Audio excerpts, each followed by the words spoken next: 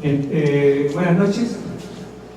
Muchas gracias por la invitación a Farmadro.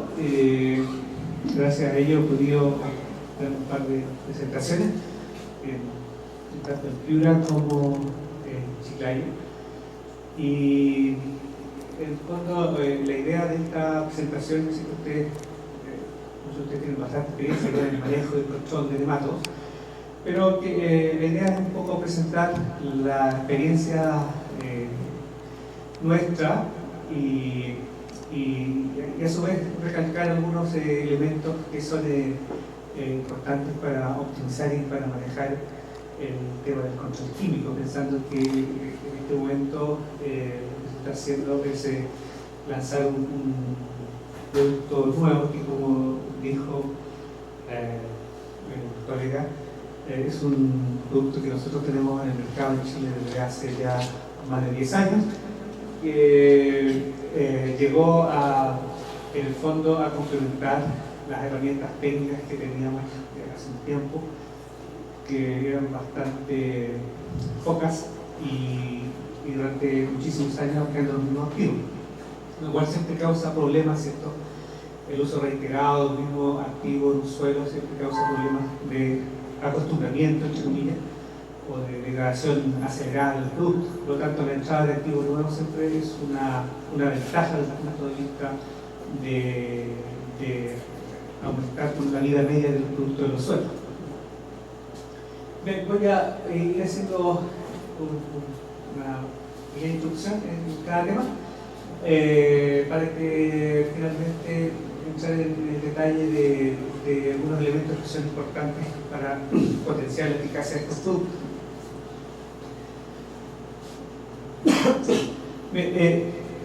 Bueno, el tema de nematodos es bastante amplio, son muchos cultivos que son afectados, pero voy a enfocar esta presentación básicamente en lo que pide, pensando que es un cultivo relativamente importante en la zona y además todos los conceptos que podamos hablar acá son perfectamente aplicables a otros cultivos.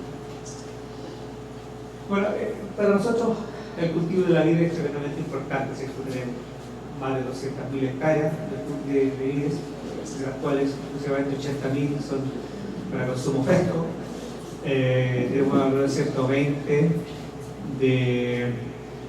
de uva para vino, ¿ya?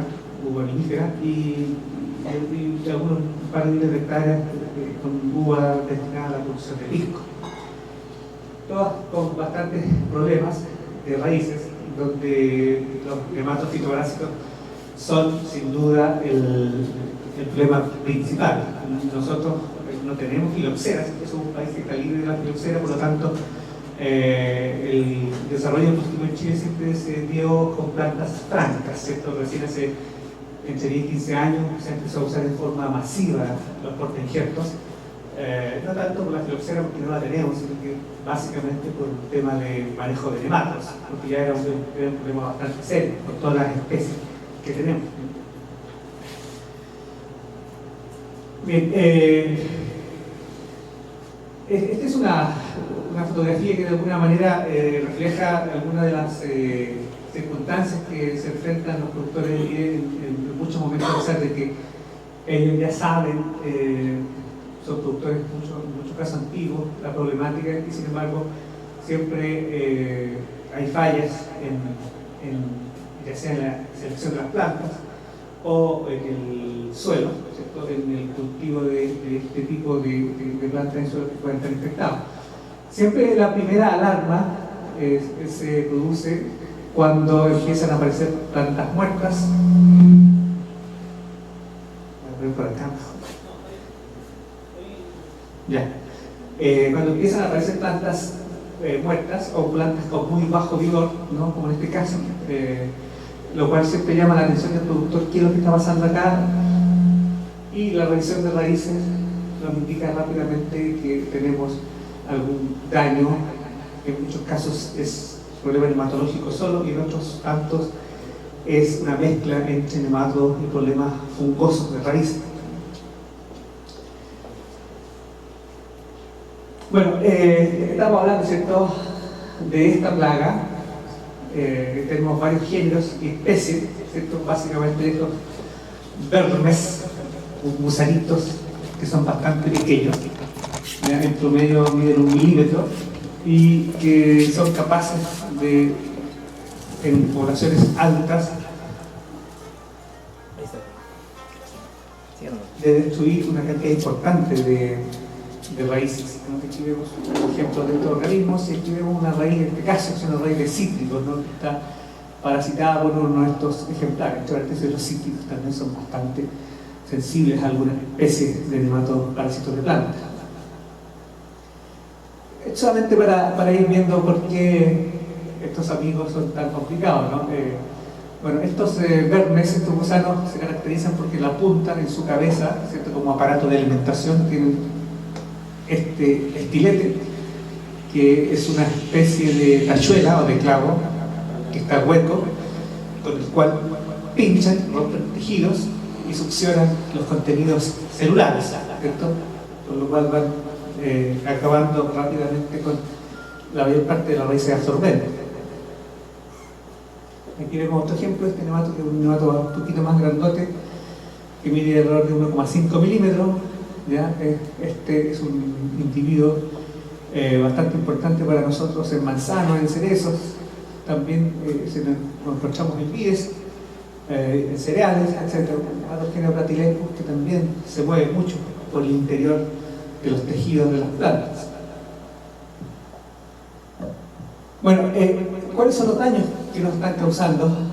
Si pensamos que estos individuos están en el suelo, bueno, podemos tener varios tipos de daños, ¿ya? Y que ustedes los pueden ir asociando directamente tal vez con lo que han visto en sus campos. En primer lugar, por las heridas que produce, ¿cierto?, con su aparato bucal, porque rompe mucho tejido, rompe básicamente los ápices de raíces. Por esas heridas entran otros patógenos. En los suelos siempre tenemos una cantidad importante de otros patógenos, ya sean hongos o bacterias, que entran por esas heridas y terminan colonizando los tejidos. Entre paréntesis, todos estos individuos son parásitos obligados. ¿Qué significa eso? Significa que ellos nunca matan a sus hospederos. Es muy difícil que una planta muera porque está parasitada por nematos. Generalmente las plantas, cuando mueren, es porque son otros individuos que han entrado por esas heridas y que terminan descomponiendo el sistema radical. Hay un grupo importante de estos individuos que rompen los meristemas, ¿cierto? Las raíces, cuando están creciendo, siempre crecen por la punta. En la punta de la raíz está la zona meristemática, ¿cierto?, donde se van produciendo las divisiones celulares y va avanzando en el perfil. Muchos de estos parásitos rompen ese tejido y nos vamos quedando con raíces muy cortitas y deformadas.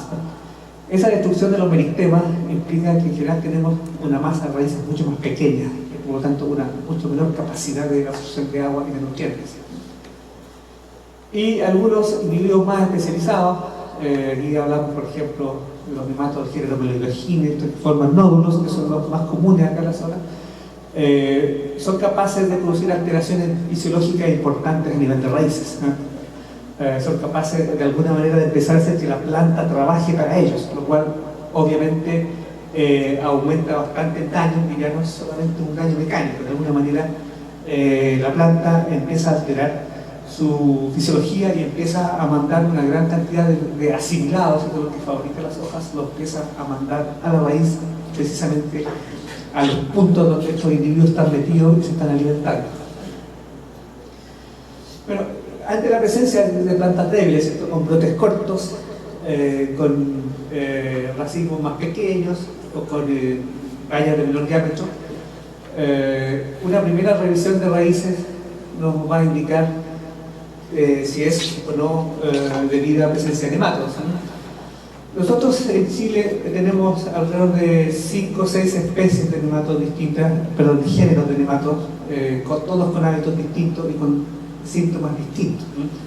Por lo que he visto acá en la zona, acá en Perú, el mayor problema es causado por los nematos del género Melilogine, es decir, que forman nódulos, ¿no? En Chile tenemos otros grupos que son tan o más importantes que ellos, y en muchos casos están todos juntos. Bueno, esto que vemos acá, ¿cierto?, es un sistema radical que es muy difícil de encontrar, un sistema radical sano, vemos una raíz central, ¿cierto? Con muchas raícillas laterales, todas con un buen desarrollo, ¿cierto? Esto que se ve acá, muchas raíces blancas, con los ápices en punta, sin nodulaciones, que es un sistema radical que en general nos gustaría ver siempre en todos los campos, pero que es muy difícil de encontrar, por lo menos en nuestras condiciones. Nos metemos a cualquier parrón, escarbamos, sacamos raíces, y en general esto es muy difícil de encontrar, no encontramos raíces sanas. Encontramos raíces con síntomas de todo tipo, ¿no?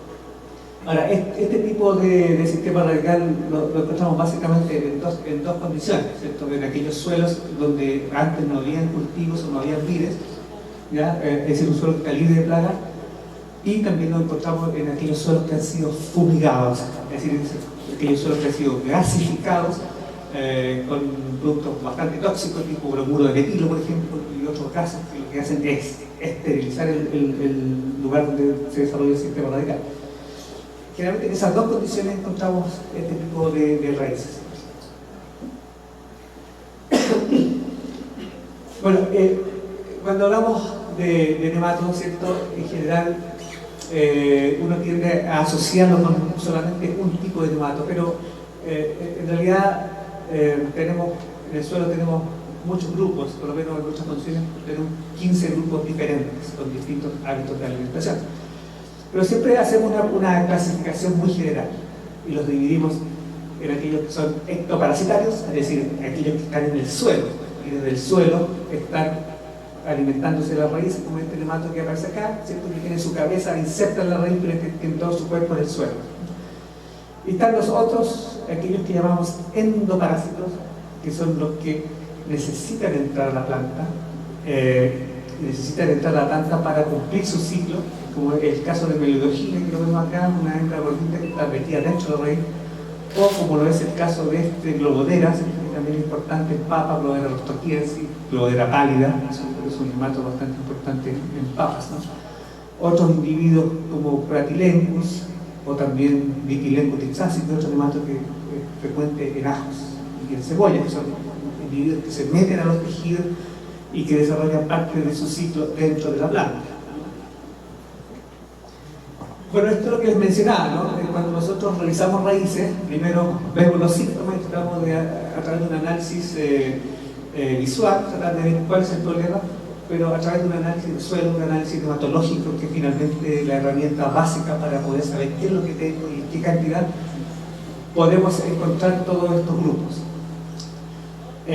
Los nematos del género Cichlidemus son bastante importantes, en nuestras condiciones son los más importantes. Son ectoparásitos, rompen los ápices radicales y además transmiten virus. Yo no sé si acá en la zona está presente, por lo menos en lo que es Piura, no se ha detectado la presencia de Cichlidemus. No sé si alguien acá tiene antecedentes de Cichlidemus en los suelos de acá, ¿no? Aquí tenemos Melodogine, que es el más frecuente, ¿cierto? El nemato que causa las nodulaciones. Tenemos el otro género, nombres todos siempre más o menos complicados, los Trichonemela, es un nemato anillado, que en general no hay ninguna resistencia contra este tipo de nemato. Y finalmente el Tylenchus semipenetrans, algunos los productores de cítricos probablemente lo conozcan, es un nemato que ataca olivos, cítricos, vides y caqui. Es una especie muy agresiva. También todos los portainjertos son muy sensibles a la presencia de Tylenchus semipenetrans, así que si está el cítrico en una zona es altamente probable que en algún momento por maquinaria o por plantas pueda llegar a una plantación de vides. Bueno, independiente de cuál sea el nemato que esté asociado a ese sistema radical, en algún momento empezamos a ver este tipo de síntomas, ¿cierto? Plantas un poco más débiles, de brotes más cortos, que es muy notorio especialmente en los parrones, por el parrón español. Aquí uno esperaría, ¿cierto?, que en pleno verano este parrón estuviese cubierto y sombreado, ¿no? Pero en la medida que se va debilitando, vamos teniendo esta sintomatología, ¿cierto? El suelo está muy soleado, incluso está un poco el follaje, que los racimos empiezan a quemarse, por lo tanto es necesario ponerle a cada racimo un gorrito, ¿no?, de papel para evitar que se asole. Es una situación ya un poco más compleja. Ahora esto se sigue agravando, ¿no? En la medida que el problema se sigue agravando, llega un momento en que no es comercial. De hecho, ya el costo de mano de obra y de materiales en tratar de recuperar estos racimos, en algunos casos puede que no se paguen. Entonces tenemos, en primer lugar, pérdida de rendimientos, pérdida de calibres, o sea, menos fruta de exportación, y si el daño es muy severo, probablemente esta fruta haya que destinarla a la producción de pasas o al mercado interno, que es lo que finalmente termina ocurriendo en muchos casos. Aquí también una imagen de un parrón cuando empieza a presentar síntomas, ¿cierto? Los nematos, ustedes saben, son individuos muy poco móviles. Si uno toma un individuo y lo pone en un suelo, en un sistema radical, probablemente ese individuo no va a ser capaz de moverse más de 60 centímetros durante toda su vida, ¿no? Especialmente en un suelo arenoso. Desde que nace, sale del huevo hasta que encuentra una raíz o buscando raíces, no sería capaz de moverse más de 60 centímetros, luego de eso muere por inanición. Por lo tanto, cuando se produce una infección en un terreno, en un suelo, la dispersión del problema es muy lenta, ¿ya? Se infecta primero una planta, después, 6 meses después, un año